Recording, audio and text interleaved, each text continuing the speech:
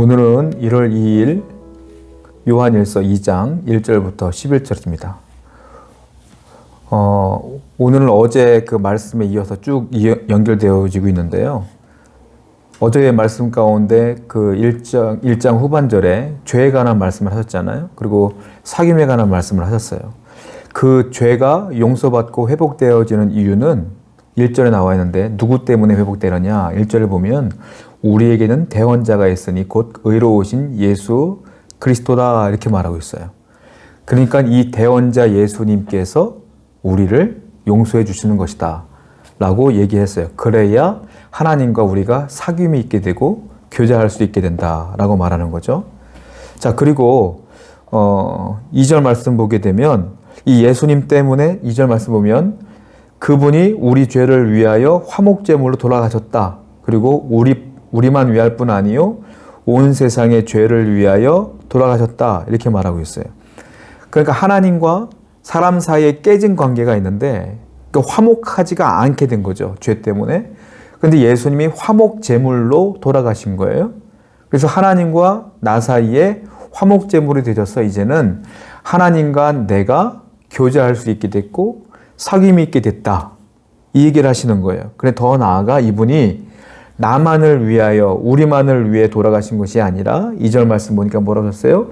온 세상의 죄를 위하여 돌아가셨다 이렇게 표현하고 있어요. 그러니까 나 개인을 위해서 돌아가셨으니까 하나님과 내가 교제할 수 있게 됐죠.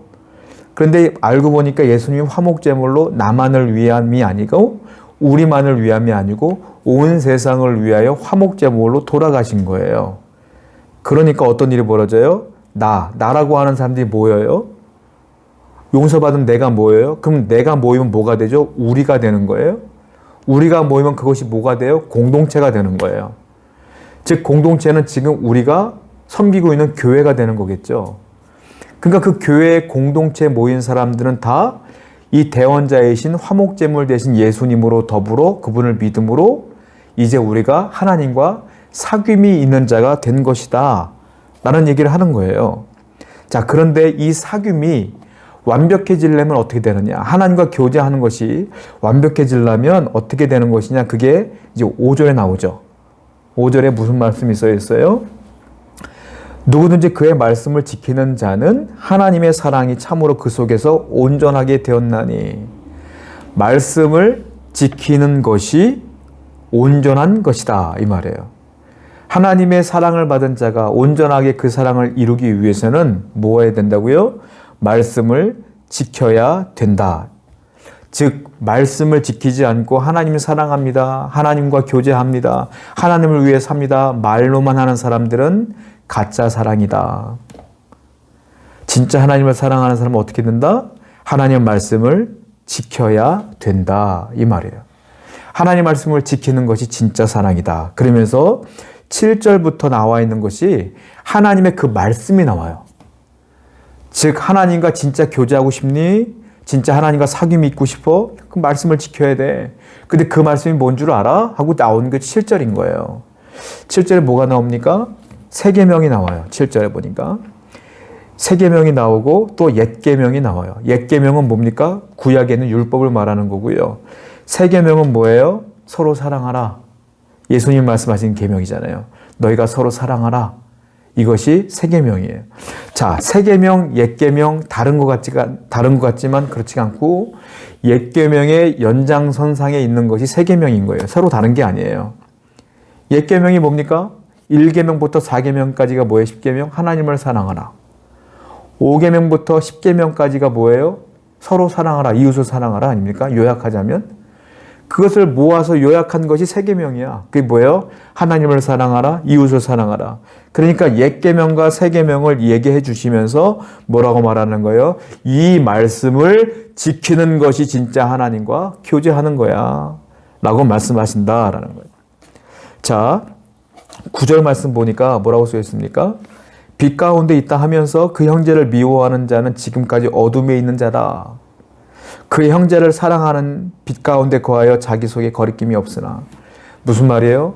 내가 하나님과 사귐이 있다. 하나님을 사랑한다. 하나님과 교제한다. 하나님만을 믿는다 라고 말하면서 세 계명이 뭐예요? 이웃을 사랑하라, 서로 사랑하라. 이 계명을 지키지 않으면, 형제를 미워하면 지금까지 그 사람은 빛에 거한 것이 아니라 어디 있는 거예요? 어둠에 거한 것이다. 가짜다. 이것으로 알아볼 수 있다. 라고 말씀하시는 거예요. 즉 사랑이 없으면 어둠에 거하는 거야. 너는 믿는 척하는 거지. 하나님을 사랑하는 척하는 거지. 이 공동체 안에 이웃을 사랑하지 않는다면 너는 거짓말하는 자지. 너는 어둠에 있는 자야. 라고 말씀하시는 거예요. 여러분, 공동체에 미움과 다툼이 있다면 우리는 어떤 사역을 하더라도 어둠의 사역할 수밖에 없어요. 여러분들이 신앙생활 하는데 공동체 안에 누군가를 미워한다면, 싫어한다면, 무관심한다면, 압제한다면, 그들 위에 서서 교만으로 눌러버린다면 여러분들은 거짓 신앙생활 하는 거예요. 하나님이 싫어하셔요. 하나님은 여러분들이 빛에 거하길 원하신다. 사랑하는 성도 여러분, 혹시 여러분들이 이 공동체 안에 누군가를 미워하는 분이 있어요? 이 공동체뿐만이 아니라 여러분 주위에 누군가를 미워하는 사람이 있어요? 이 시간 우리가 연초니까 다 회개하시고 털어버리시고 하나님 앞에 다시 빛으로 돌아오시고 하나님 안에 기쁨을 누리시는 여러분 되기를 축원드립니다. 기도할게요. 하나님 안에 그 말씀 안에 거하는 것이 빛에 거하는 것이라고 했고 그 빛에 거하는 사람은 말씀을 지키는 자라고 했습니다. 예수는 우리에게 옛 계명과 새 계명을 주던데 그것은 하나님을 사랑하라, 이웃을 사랑하라입니다. 우리 공동체 안에 내 주위 사람들 혹시 내가 미워하는 자가 있다면 지금까지 어둠에 거하고 있음을 회개하고 이제는 그들을 용서하고 털어버리고 정말로 이제는 빛으로 돌아가 하나님과 기쁨으로 교제하는 자가 될 수 있도록 인도해 주시옵소서. 예수님의 이름으로 기도드렸습니다. 아멘.